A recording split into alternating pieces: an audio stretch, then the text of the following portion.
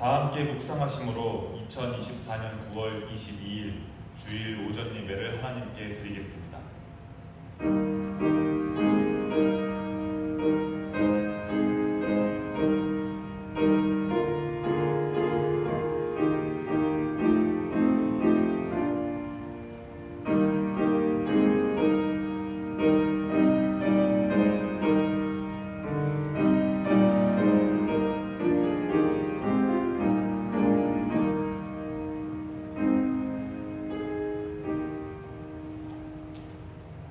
영원하신 주 하나님, 자비와 은총 속에 자기를 비워 세상을 창조하시고 그 귀하신 지혜로 이 땅을 이끌어가심을 감사하며 찬송합니다.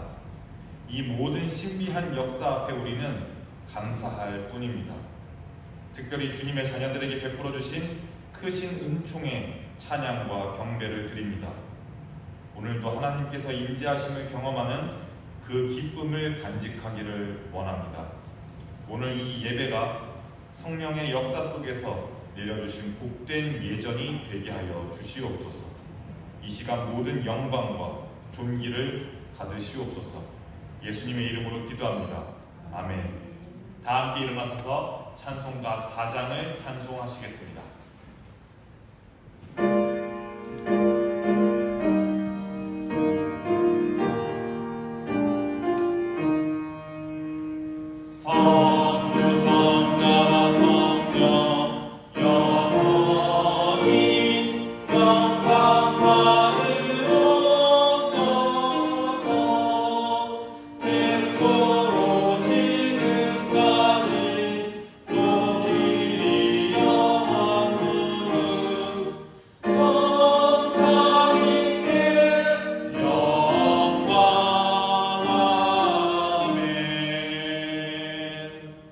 찬송가 뒤편에 있는 성시를 교독하겠습니다. 찬송가 뒤편에 있는 성시교독 71번 이사야 55장입니다. 찬송가 뒤편에 있는 성시교독 71번 이사야 55장입니다.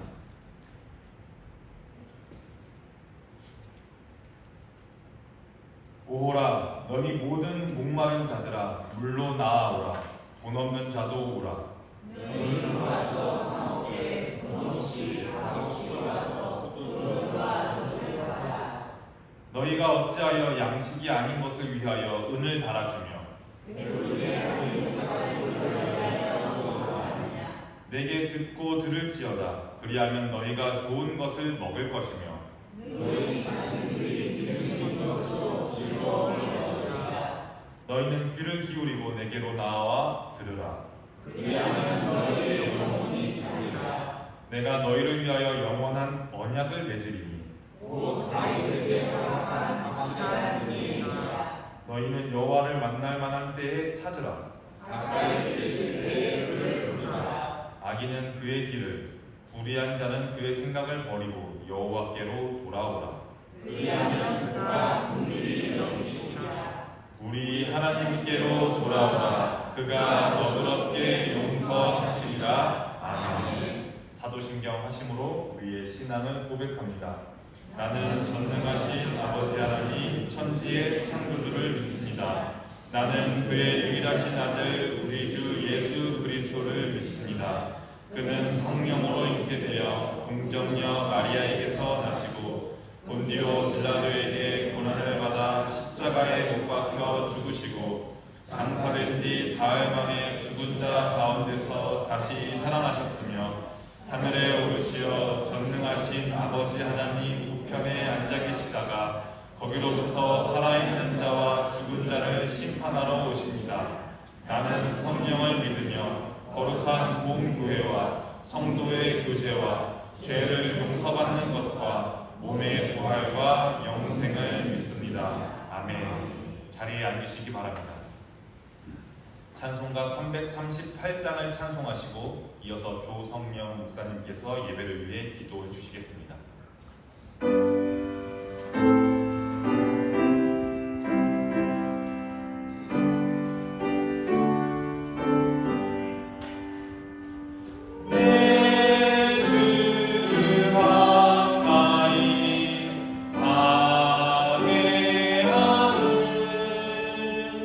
시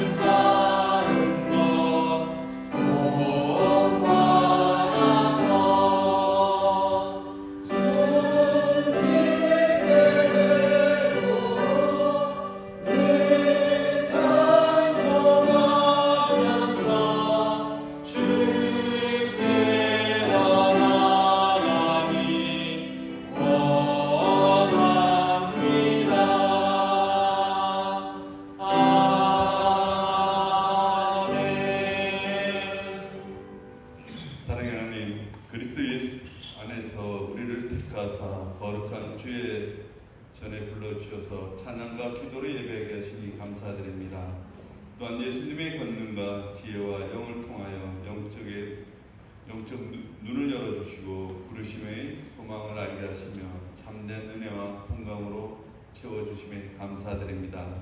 이제 주님의 부르심을 통하여 모인 모든 심령 위에 위로부터의 신령한 기쁨과 즐거움으로 충만하게 하여 주옵소서. 이 시간 말씀을 사모하게 하시고 성령 하나님의 세밀한 음성을 경험하게 하시며 말씀이 선포될 때마다 심령이 솟게 되며 믿음이 강건하게 세워지는 놀라운 은혜가 넘치게 하여 주시옵소서. 또한 병중에 있는 우리 성도들 하나님께서 주의 손길로 회복시켜 주시옵소서. 사랑과 은혜가 충만하신 하나님, 지금 이 시간 우리의 심령 위에 참으로 귀한 기쁨과 평안으로 온전히 충만하게 하여 주시옵시고 담임 목사님께 늘 성령 충만함을 내려주셔서 양의 무리를 이끄시는데 부족함이 없게 하시고 목사님을 비롯하여 모든 성도가 한 마음으로 화합하고 선을 이루는 복된 교회가 되게 하여 주시옵소서. 이 시간 찬양으로 영광 돌리는 우리 중청단 찬양을 기뻐 받아주시옵시고 하늘 문을 여사 풍성한 은혜가 이 예배 가운데 넘쳐나는 시간이 되게 하여 주시옵소서. 오늘도 교회 섬기는 손길들을 기억하여 주옵시고 섬기는 손길마다 축복을 더하여 주시옵시며 믿는 자의 권세가 넘쳐나게 하여 주시옵소서. 감사하며 우리 주 예수 그리스도의 이름으로 기도드리옵나이다. 아멘.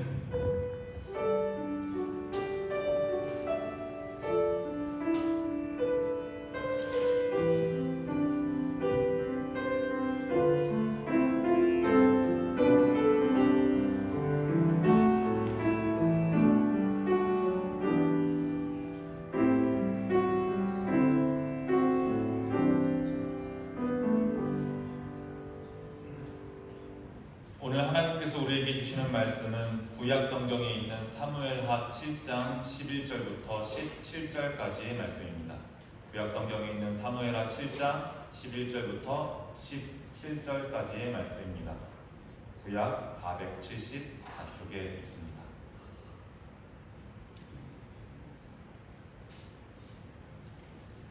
지금부터 하나님의 말씀을 봉독합니다. 여러분들에게 하시는 하나님의 말씀을 경청하시기 바랍니다. 이것은 하나님의 말씀입니다. 전에 내가 사사에게 명령하여 내 백성 이스라엘을 다스리던 때와 같지 아니하게 하고 너를 모든 원수에게서 벗어나 편히 쉬게 하리라. 여호와가 또 내게 이르노니 여호와가 너를 위하여 집을 짓고 내 수완이 차서 내 조상들과 함께 누울 때에 내가 내 몸에서 날 내 씨를 내 뒤에 세워 그의 나라를 견고하게 하리라. 그는 내 이름을 위하여 집을 건축할 것이요 나는 그의 나라 왕위를 영원히 견고하게 하리라. 나는 그에게 아버지가 되고 그는 내게 아들이 되리니 그가 만일 죄를 범하면 내가 사람의 매와 인생의 채찍으로 징계하려니와 내가 내 앞에서 물러나게 한 사울에게서 내 은총을 빼앗은 것처럼 그에게서 빼앗지는 아니하리라. 내 집과 내 나라가 내 앞에서 영원히 보존되고 내 왕위가 영원히 견고하리라 하셨다 하라. 나단이 이 모든 말씀들과 이 모든 계시대로 다윗에게 말하니라. 아멘. 에스더 중창단 찬양으로 하나님께 영광을 드리겠습니다.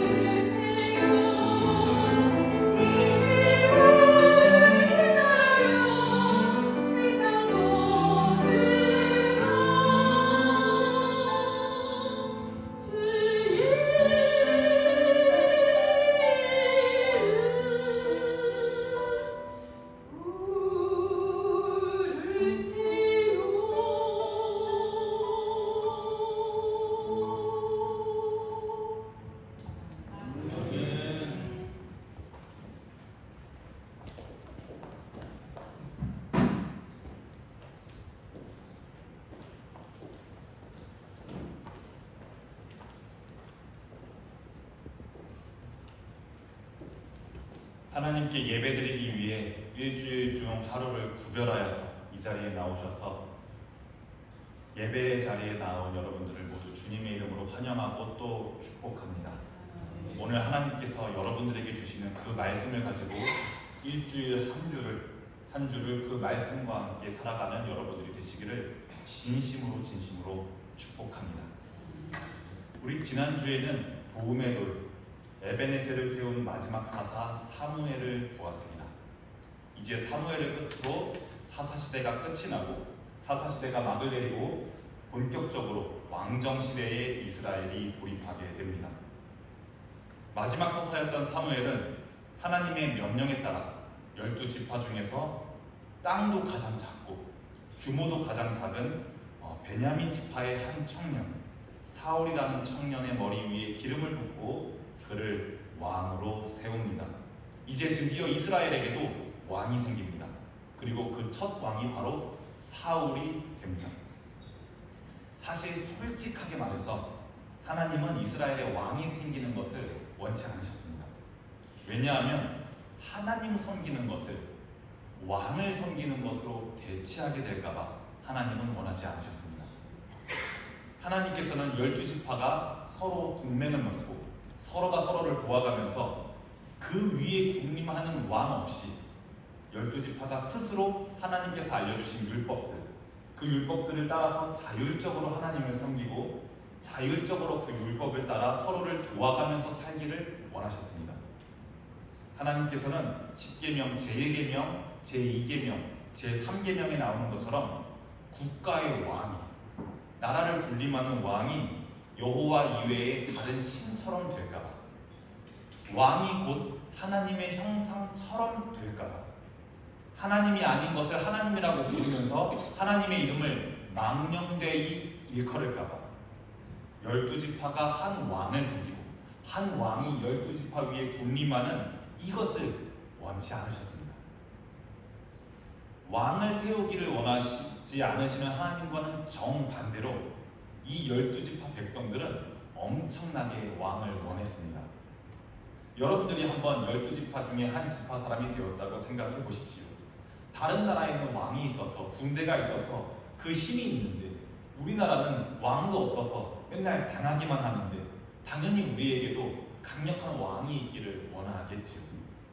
결국 마지막 사사 사무엘은 백성들의 요구를 못 이겨서 베냐민 지파의 사울을 왕으로 세우고 그가 첫 왕이 되었습니다.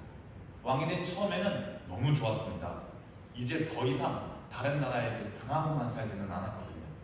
여러 전투에서 승리하고 이스라엘에게도 드디어 조직적인 군대가 생깁니다. 그런데 이렇게 잘 나가던 첫 왕 사울 왕이 넘지 말아야 할 선을 넘는 사고가 발생합니다. 이스라엘과 블레셋과의 전쟁 중이었는데요. 사울 왕이 직접 참전한 한 전투가 생각보다 불리하게 흘러갑니다. 그 불리했던 전투에서 일단은 후퇴하고 길갈이라는 장소에서 부상병들을 치료하고 이제 전투 식량도 먹고 무기도 수리하면서 다음 전투를 준비합니다. 분위기가 별로 좋지가 않습니다. 전투의 승리의 기세가 영 끌어오르지 않고요. 길갈에서 휴식하고 있는 군민들도 사기가 잘 오르지가 않습니다. 사울 왕은 다음 전투에 임하기 전에 이곳 길갈에서 하나님께 번제물과 하나님께 화목제물을 바쳐서 제사를 드리려고 합니다. 그런데 도무지 제사를 집례할 제사장 사무엘이 오지를 않는 거예요. 1시간, 2시간 정도 늦는 거라면 이해라도 할 텐데 약속한 날짜의 7일이 지나도 오지를 않습니다. 길갈에서 휴식하고 있는 군인들은 술렁술렁거리고 몇몇은 전장을 이탈하기도 합니다. 사울은 지금 너무 답답합니다. 사무엘이 와야지만 제사를 드릴 수가 있는데 말이죠. 지금 분위기도 가뜩이나 안 좋은데 말입니다.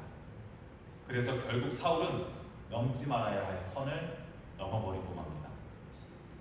정치와 종교와 정치 사이에 그어져 있는 그 선에 사울이 발을 밟게 됩니다. 왕은 할 수 없는, 제사장만 할 수 있는 제사를 사울이 집례해버리고 마는 그런 사고가 벌어지고 맙니다. 그것은 커다란 교만함이었습니다. 결국 이 교만한 사건이, 이 사건이 사울 왕과 사무엘 선지자의 관계를 깨뜨리는 사건이 되고요, 사울 왕과 하나님과의 관계가 깨뜨려져 버리는 사건이 되어버리고 맙니다. 결국 사무엘상 15장에는 여호와께서는 사울을 이스라엘 왕으로 삼으신 것을 후회하셨더라 라고 기록되어 있습니다. 이 사건을 기점으로 이스라엘의 두 번째 왕은 베냐민 지파의 사울 왕의 아들 요나단이 아니라 우리가 잘 아는 유다 지파의 다윗이 왕이 되게 됩니다. 여러분들 사극이나 정치 드라마를 좋아하시는 분들은 아마 익숙하실 텐데요. 왕권이 바뀌는 데에는 항상 무엇이 있습니까? 커다란 갈등과 커다란 고난이 이 왕권이 바뀌는 데는 항상 존재합니다. 사울 왕에서 다윗 왕으로 넘어가는 이 시기에도 마찬가지였습니다. 사울 왕은 눈에 불을 켜고 다윗을 죽이기를 원했고요. 다윗이 왕이 되고 난 이후에도 여러 전투들과 여러 어려움들이 다윗 왕 앞에 있었습니다. 그런데 오늘 우리가 읽은 사무엘하 본문은 이 다윗이 왕위에 오른 다음에 크고 작은 갈등들이 다 끝나고 난 다음에, 이 다툼들이 어느 정도 일단락된 다음에 다윗의 통치가 안정적으로 이루어지고 있는 시기가 바로 오늘 우리가 읽은 성경의 본문입니다. 이제 내부적으로도 다윗을 왕으로 인정할 수 없다라고 말하는 친사울파도 이제는 없고요, 외부적으로도 사사시기 때처럼 함부로 이스라엘 왕국에 덤빌 수 있는 그런 주변 국가도 이제 거의 없습니다. 한마디로 지금 이스라엘은 안정기를 지나 전성기에 접어들고 있습니다. 국가도 편안하고 왕권도 편안하고 백성들의 살림살이도 평안합니다. 이 시기에 다윗 왕은 평안하게 왕이 앉는 의자에 앉아서 선지자 나단과 이렇게 대화합니다. 사무엘하 7장 1절부터 3절의 내용을 제가 조금 이해하기 쉽게 우리말 성경으로 읽어보겠습니다.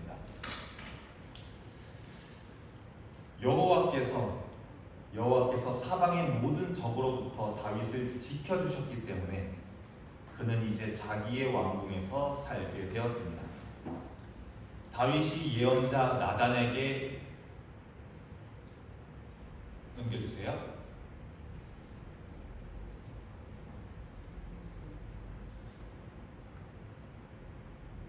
네, 잘 안 되는 것 같습니다. 다윗이 예언자 나단에게 말했습니다. 나는 여기 백향목 왕국에, 이 절을 그대로 무시하고 읽겠습니다. 다윗이 예언자 나단에게 말했습니다. 나는 여기 백향목 왕국에 있는데 하나님의 궤는 아직도 장막에 있습니다. 그러자 나단이 왕께 대답했습니다. 여호와께서 왕과 함께 하시니 왕께서 마음에 두신 일이 있다면 무엇이든 그대로 하십시오. 사울 왕에게 사무엘 선지자가 있었다면 다윗 왕 시대에는 선지자 나단이 있었습니다. 다윗 왕이 나단 선지자를 부릅니다. 사람 중의 왕인 나도 이 왕궁에 사는데 우리 여호와 하나님께서는 건물이 아니라 우리 조상들이 옛날에 출애굽하고 한 곳에 정착하지 못해서 광야에서 유목할 때 언제든지 옮기기 편하도록 만든 이 간이 텐트 같은 장막에 하나님의 궤가 아직도 거기 있습니다. 사람의 왕인 나도 백향목으로 만든 좋은 이 건물에 사는데 하나님의 궤가 간이 텐트 같은 곳에, 저런 곳에 있으니 내가 마음이 참 불편하다고 말합니다. 즉, 내가 멋지게 지어진 왕궁이라는 건축물 안에 있으니 하나님의 법궤도 간이 텐트가 아니라 장막이 아니라 멋진 건물, 즉 성전, 성스러운 건물에 있어야 하지 않겠냐고 다윗이 물어보고 있습니다. 내가 멋진 공간에 살고 있으니 우리 하나님께서도 멋진 성전에 계셔야 하지 않겠냐라고 물어보는 이 다윗의 질문을 듣는 이 선지자 나단의 마음이 어땠을 것 같습니다. 저는 나단 선지자가 다윗의 말을 굉장히 뿌듯하게 들었을 것 같습니다. 이전에 사울 왕은 교만하여서 제사장의 역할까지 침범하여 여호와의 마음을 후회케 만들었지만 다윗 왕은 이렇게 평안한 가운데에서도 하나님을 중심으로 사고하시는구나. 이리저리 옮겨 다니는 유목민의 생활이 이제 우리나라에 끝났으니 하나님의 교회를 모실 만한 성전을 건축하기를 원하시는구나. 아주 뿌듯하게 생각했을 것 같습니다. 그래서 나단 선지자는 이렇게 말합니다. 여호와께서 왕과 함께 하시니 여호와께서 왕과 함께 하시니 마음에 있는 그 모든 것을 행하소서. 왕께서 마음에 두신 일이 있다면 무엇이든지 그대로 적극적인 지원과 동의의 표시를 나단 선지자가 다윗 왕에게 말합니다. 이 대화가 끝나고 이제 하루가 지나 다윗도 침실로 가고 나단 선지자도 침실로 가서 이제 잠들기 직전입니다. 그런데 그날 밤 잠자기 전에 나단의 집에 여호와 하나님께서 직접 나단을 찾아오십니다. 그리고 8절부터 여호와께서는 나단에게 말씀하셔서 내가 너에게 말한 것을 다윗에게 그대로 전하라고 하시는 장면이 나옵니다. 하나님께서 나단에게 찾아오셔서 내가 너한테 이렇게 말을 맡길 것이니 그 말을 다윗 왕에게 그대로 전하라고 말씀하시는 그 본문 말씀이 다소 길기는 하지만 우리말 성경으로 쉽게 쓰여져 있는 그 성경을 제가 읽어보겠습니다. 여러분들도 여러분들이 보시고 있는 그 성경을 따라가시면서 함께 읽어보시기를 마음속으로 함께 읽어보시기를 권합니다. 이 시간만큼 한번 집중해서 참여해 보시면서 전능하신 하나님께서 밤에 나단에게 찾아와 다윗 왕에게 이렇게 전하라고 하셨구나 라는 생각을 하시면서 들어보시기를 바랍니다. 그러니 내 종 다윗에게 말하여라. 전능하신 여호와께서 말씀하십니다. 내가 양떼를 따라다니던 너를 목장에서 데려와 내 백성 이스라엘의 통치자로 삼았다. 네가 어디로 가든지 내가 너와 함께했고 내 앞에서 내 모든 원수들을 끊어내었다. 그러나 이제 내가 이 땅의 위대한 사람들의 이름처럼 내 이름을 위대하게 만들어주겠다. 그리고 내 백성 이스라엘을 위해 한 곳을 정해 그들이 뿌리박을 터전을 주고 그들이 다시는 옮겨다니지 아니하도록 할 것이다. 또한 전처럼 악한 사람들이 그들을 더 이상 해치지 못하게 하며 내가 사사들을 세워 이스라엘을 다스리던 때와는 같지 않게 할 것이다. 내가 또 너를 내 원수들로부터 구해내어 평안하게 할 것이다. 나 여호와가 직접 너를 위해 왕조를 세울 것을 선포한다. 네 날들이 끝나고 내가 네 조상들과 함께 잠들 때에 내가 내 몸에서 나올 내 자손을 일으켜 내 뒤를 잇게 하고 내가 그의 나라를 든든히 세울 것이다. 그가 내 이름을 위하여 집을 세울 것이고 나는 그 나라의 보좌를 영원히 세워줄 것이다. 나는 그의 아버지가 되고 그는 내 아들이 될 것이다. 그가 잘못을 저지르면 사람이라는 막대기로 인생이라는 채찍으로 그를 징계할 것이다. 그러나 내 사랑은 결코 그를 떠나지 않을 것이다. 내가 네 앞에서 없앤 사울에게서 내 사랑을 거둔 것처럼 하지는 않을 것이다. 내 집과 내 나라가 내 앞에서 영원히 계속될 것이며 네 보좌가 영원히 서 있을 것이다. 나단은 이 모든 계시의 말씀을 다윗에게 그대로 전했습니다. 아멘. 이것이 바로 다윗 언약입니다. 하나님께서 다윗에게 해주신 약속입니다. 이전에 아브라함에게 하셨던 것, 이전에 이삭에게도 하셨던 것, 이전에 야곱에게도 하셨던 것, 이전에 모세에게도 하셨던 그 언약을 다윗에게도, 하나님께서는 다윗에게도 하고 계십니다. 다윗과 약속을 하신 거예요. 이 다윗의 언약을 두 가지로 요약하자면 이렇습니다. 9절에 너 다윗, 내가 너를 위대하게 만들었다. 너를 통해 왕조를 세우겠다고 하십니다. 선왕 사울왕, 1대 왕 사울왕은 왕조를 세우지 못합니다. 자기 아들 요나단 왕자가 왕이 되지 못하잖아요. 사울왕 1대에 그 왕조가 끝나버립니다. 하지만 사울 왕조가 1대에 끝난 것처럼 그렇게 하지는 않겠다고 하나님께서 말씀하십니다. 너 유다 지파의 자손들로 너의 왕조를 이끌겠다고 하십니다. 두 번째 약속은 12절 이후부터 남아 있습니다. 너도 물론 나이가 들면 너의 조상 곁으로 돌아가겠지만 너의 아들이 그 나라를 든든하게 세울 것이다. 솔로몬이죠. 네가 성전을 짓고 싶다고 했는데, 네가 성전을 짓고 싶다고 나단 선지자에게 말했는데 그건 안 되고 너의 아들 솔로몬이 성전을 건축할 것이라고 약속하십니다. 또 아주 특이한 약속도 하시는데요. 너의 아들을 내가 입양하겠다는 말처럼 들리는 말씀을 하십니다.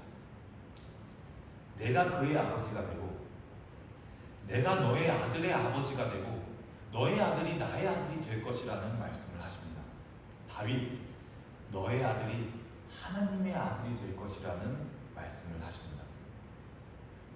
그리고 너의 아들이 잘못을 해도, 죄를 짓고 잘못을 해도 마치 부모님이 자녀를 훈육하고 혼내는 것처럼 사람이라는 따끔한 매와 인생이라는 쓴 채찍으로 그를 징계할 것이라고 말씀하십니다. 하지만 사랑을 거두어 가지는 않고 계속해서 사랑할 것이라고 말씀하십니다. 절대로 사울 왕을 세우고 후회한 것처럼, 사울에게서 사랑을 거둔 것처럼 하지는 않을 것이라고 말씀하십니다. 이것이 두 번째 약속입니다. 자, 하나님께서 다윗에게 하신 이 약속을 끝까지 지키셨을까요? 지키셨을 것 같습니까? 안 지키셨을 것 같습니까? 지키셨을 것 같아요? 하나님은 약속을 절대로 어기시는 분이 아닙니다. 왜냐하면 하나님은 온전하게 신실하신 분이기 때문입니다. 신실하다는 단어를 우리가 평소에 사용하지 않아 그렇게 익숙한 단어는 아닌데요. 우리말로 하면은 참 잘 맞는 단어가 있습니다. 하나님은 온전하게 의리 있는 분입니다. 내가 그런 약속도 했었었나? 하시는 분이 아니라 그 약속을 나는 까먹었을지 몰라도, 나는 그 약속을 파기했을지 몰라도 하나님은 그 약속을 끝까지 지키십니다. 이런 면을 보고 우리는 하나님께서 참으로 신실하시다, 우리 하나님은 신실하시다, 이렇게 고백합니다. 다윗의 이름을 위대하게 하시겠다는 첫 번째 약속, 지금까지도 지키셨습니다. 다윗 왕조를 정말로 위대하게 만드십니다. 사울 왕은 자기 때의 그 왕조가 끝나버리죠. 하지만 다윗 왕조는 남유다가 멸망하는 마지막 왕 시드기야 왕까지 다윗 왕조, 유다의 왕조가 끊이지 않고 이어집니다. 두 번째 약속도 역시 끊어지지 않고 끝까지 지키십니다. 하나님께서는 다윗의 아들이 성전을 짓게 하시겠다는 그 약속을 지키십니다.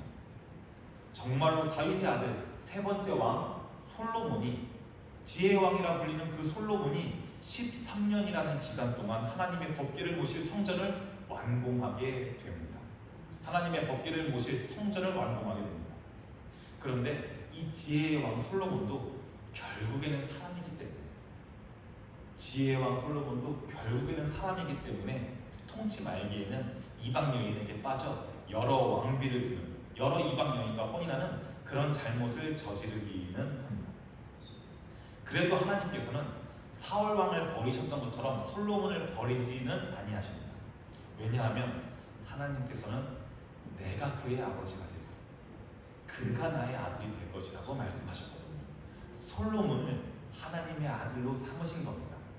그래서 솔로몬이 죄를 지었어도, 하나님을 떠났어도 잘못했어도 버리지 아니하시고 부모가 자녀를 혼내는 거죠. 부모님이 아들을 혼내고 부모님이 딸을 혼내는 것처럼 사람이라는 매와 인생이라는 채찍으로 솔로몬을 강하게 훈계하십니다. 이 언약은 이 두 번째 언약도 다윗의 자손들에게 계속해서 이어집니다. 다윗의 자녀가 곧 하나님의 자녀가 되는 것입니다. 그런데 이 약속이 전 세계적으로 시간이라는 제약을, 공간이라는 제약을 초월하여 성취되는 사건이 있습니다. 바로 하나님이면서, 하나님 그 자체이면서 동시에 하나님의 아들이 다윗의 자손으로 오시는 사건이 발생합니다. 그리고 그 예수님께서 죽으심으로 온 인류가 하나님의 자녀가 되게 됩니다. 지금 여기 있는 우리도 그의 아들이 되고 하나님께서 우리를 그 자녀로 삼아 주신 것입니다. 다윗의 언약 아래에서 말입니다. 그래서 우리는 지금도 예수님의 이름으로 하나님께 기도할 수가 있고, 그래서 지금 우리는 예수님의 이름으로 하나님께 찬양할 수 있고, 예수님의 이름으로 모여서 여기서 예배를 드리고 있습니다. 즉 우리도 하나님의 자녀로 살아가면서 그 약속을 지금도 성취해 나가고 있습니다. 이 정도 약속은 지켜줘야, 이 정도 약속은 지켜줘야 신실하다, 온전하게 신실하다라고 표현할 수 있는 것 같습니다. 약속한다, 언약을 맺는다. 누군가와 약속한다는 건 정말 많은 의미를 가지고 있습니다. 약속이란 것은 두 주체가 하나의 주제를 믿고 그것을 지키겠다는 의지를 표현하는 것입니다. 우리는 하루에도 수많은 약속을 하면서 살아가는데요, 친구나 직장 동료나 가족, 부모님, 자녀들과 사소한 시간 약속에서부터 올해는 꼭 성경 한번 일독해봐야지, 이번 달부터는 꼭 꾸준하게 운동해야지, 이런 나와 나 자신과의 약속, 내가 내 자신과 하는 이런 다짐들도 수없이 하면서 우리는 살아갑니다. 이렇게 우리는 평생 나 자신과 약속하고 나의 주변 사람들과 약속하고 하나님과도 약속하면서 살아갑니다. 그런데 약속을 하는 그 사람은 변할 수가 있습니다.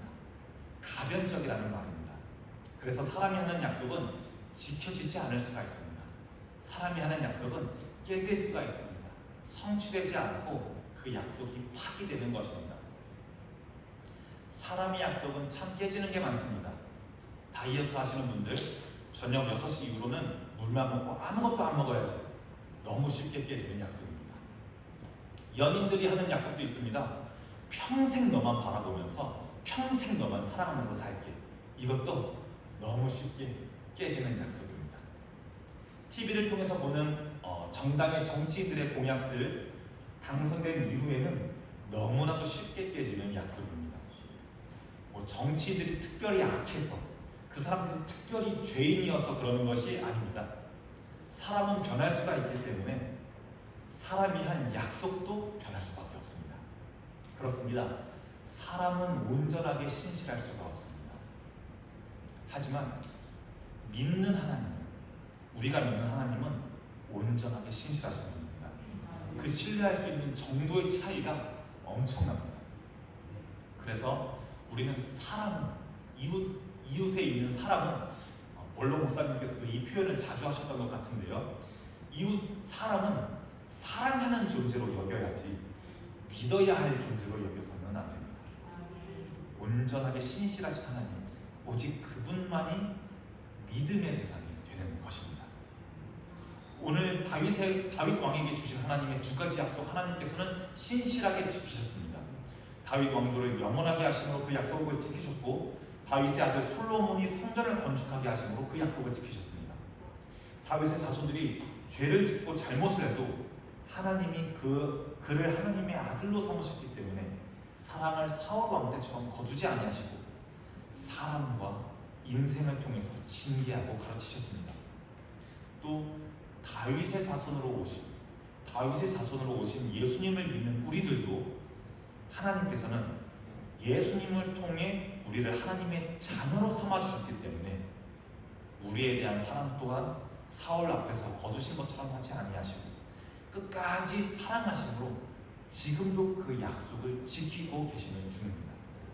이렇게 하나님께서는 다윗 왕에게 해주신 이 언약을, 우리에게 해주신 그 언약을 끝까지 지키고 계십니다. 정말로 신실하신 하나님입니다. 이제 여러분들에게 마지막으로 묻고 싶습니다. 하나님께서 나에게는 어떤 약속을 하셨습니까? 하나님께서 여러분들에게는 어떤 약속을 하셨습니까? 여러분들은 하나님과 어떤 약속을 했습니까? 여러분들은 하나님께 이 약속 꼭 지켜주세요 부탁한 적이 있으십니까? 아니면 여러분 하나님한테 하나님 저 이거는 반드시 지킬게요 하면서 다짐의 약속을 하신 적이 언제이십니까? 하나님께서는 반드시 약속을 지킨다고 오늘 말씀드렸죠. 여러분들 하나님과 약속 반드시 하셔야 합니다. 우리 친하고 가까운 사람과는 약속을 많이 합니다. 신뢰할 수 있는 사람, 믿을 만한 사람과는 약속을 많이 합니다. 믿을 만한 사람과는 수많은 약속을 주고받습니다. 하지만 어색한 사람과는, 불편한 사람에게는 우리 약속하지 않습니다. 부탁을 하지도 않고 약속을 하지도 않습니다. 그리고 부탁을 해도 들어줄 것 같지도 않은 사람에게는 우리는 부탁하지 않습니다. 여러분들에게 조금은 불편하게 들릴 수 있겠지만 여러분들이 만약 하나님과 나누는 약속이 적다면, 지금 내가 하나님과 나누는 약속이 없다면, 단 하나도 없다면, 하나님에게 무엇을 하겠다고 다짐하는 것, 그런 것이 하나조차도 없다면, 저 하나님 앞에 딱히 부탁할 건 없는데요? 이렇게 생각하신다면 내가 지금 그다지 하나님을 신실하신 분으로 여기고 있지 않다고 생각할 수도 있습니다. 그러신 분은 내가 지금 하나님을 잘 믿고 있는 중 맞나? 내가 지금 하나님을 신실하신 분으로 여기고 있나? 내가 믿는 하나님이 신실하신 분인가? 이렇게 자신의 신앙을 되돌아보고 한번 점검해 보셔야 할 수도 있겠습니다. 만약 그런 분들이 계시다면 그런 여러분들에게는 하나님과의 관계가 회복되는 역사가 있기를 진심으로 축복합니다. 네. 여러분들 하나님께 부탁하고 싶은 것, 하나님께 약속하고 싶은 것, 작은 것부터 한번 시작해 보기를 바랍니다. 하나님, 저 시험 봅니다. 안 떨고 공부한 거 잘 나올 수 있도록 도와주세요. 하나님, 몸이 많이 아픈 우리 아버지 어머니 빨리 나을 수 있게 도와주세요. 이런 것부터 시작해 보십시오. 하나님, 저 내일부터는 성경 하루에 꼭 3장씩 읽어보겠습니다. 하나님, 올해는 꼭 주일 성수 지키는 사람 되겠습니다. 이런 다짐부터, 이런 약속부터 조금씩 실천해 나가 보십시오. 여러분, 하나님은 정말로 신실하십니다. 이런 작은 약속들, 이런 작은 부탁들이 쌓여서 나만의 기도 제목이 될 것입니다. 그리고 그것이 기도의 습관이 될 것입니다. 그리고 그것이 삶이 되면 그 삶이 다윗 왕처럼 여호와 하나님과 함께하는 삶이 아닐까요? 오늘 나단 선지자는 여호와께서 왕과 함께하심으로, 여호와께서 왕과 함께하심으로라고 말했습니다. 하나님은 정말로 여러분과 함께하시고 여러분들의 부탁과 여러분들의 기도와 여러분들의 약속을 반드시 지키시는 신실하신 하나님이십니다. 하나님은 온전하게 신실하신 분입니다. 다 함께 기도하겠습니다. 사랑의 하나님, 참으로 감사합니다. 변하지 않으시고 하신 말씀대로 약속을 반드시 이루시는 신실하신 하나님, 여기 나와 있는 우리도 다윗 왕이 그랬던 것처럼 늘 하나님과 동행하는 삶을 살고 싶습니다. 우리도 성경에 기록된 하나님의 약속이 나의 삶을 통해 평생 이루어지는 멋진 믿음의 길을 걷도록 인도하여 주시옵소서. 예수님의 이름으로 기도합니다. 아멘. 다 함께 찬송가 50장 1절 부르심으로 봉헌하시겠습니다.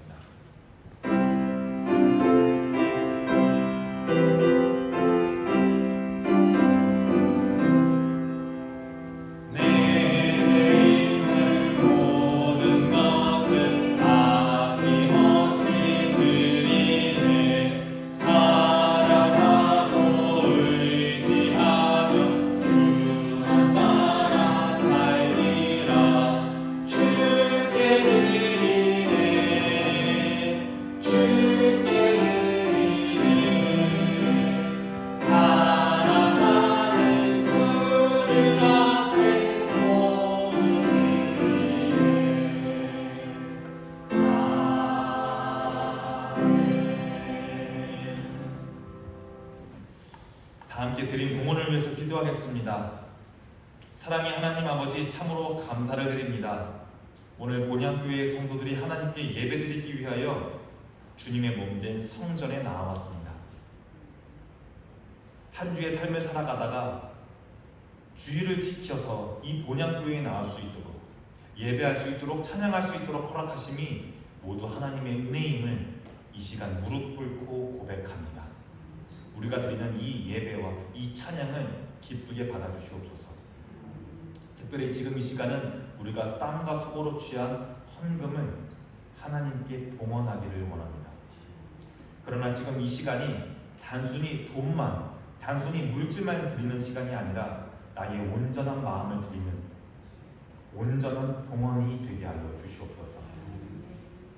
드려진 이 헌금들이 주님께서 기뻐하실 만한, 주님께서 이 땅에 하나님 나라를 이뤄나가실 만한 일에 우리 본향교회가 잘 사용하기를 원합니다. 예수를 모르는 사람에게, 예수를 떠난 사람에게 예수를 전하게 하시고, 우리 남촌동 주변에 있는 어렵고 헐벗은 이웃들에게 따뜻한 손길을, 예수님께서 건네셨던 그 손길을 건네는 본향교회가 되게 하여 주시옵소서. 그리하여 이 봉헌을 통해, 이 헌금을 통해 우리 본향교회가 하나님께서 세상에게 전하고자 하는 그 복음의 통로의 역할을 잘 감당할 수 있게 인도하여 주시고 또한 함께하여 주시옵소서. 예수님의 이름으로 간절히 기도합니다. 아멘. 네, 교회 소식을 전해드립니다. 주보를 참조해 주시기 바랍니다. 제가 돌아오는 한 주 동안 월요일부터 금요일까지 휴가를 가집니다. 위에서 기도해 주시고 잘 쉬고 돌아와서 더욱 목회에 전념할 수 있도록 여러분들께서 기도해 주시면 감사하겠습니다. 나머지 내용은 주보를 참조해 주시면 좋겠습니다. 이제 다 함께 일어나셔서 화송의 찬양을 부르시겠습니다.